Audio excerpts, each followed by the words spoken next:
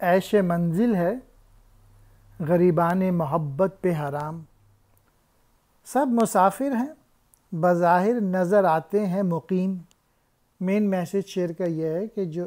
عشق میں جو لوگ رہتے ہیں ان کو کبھی سکون حاصل نہیں ہوتا، ان کی کیفیت میں ہر وقت اضطراب رہتا ہے۔ محبت کے جو مسافر ہوتے ہیں وہ کہیں ان کے لیے کسی جگہ ٹھہرنا جو ہے وہ حرام ہوتا ہے، وہ بظاہر ٹھہرے ہوئے لگ رہے ہوتے ہیں لیکن تمام عاشق جو ہیں وہ مسافر ہیں اور اپنی اپنی منزل کی طرف جا رہے ہیں۔ مثال اس کی اقبال خود ہیں کہ وہ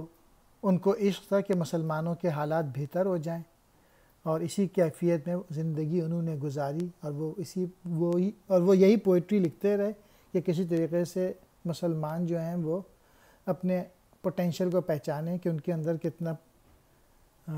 پوٹینشیل موجود ہے اور اپنی خودی کو ڈیولپ کریں۔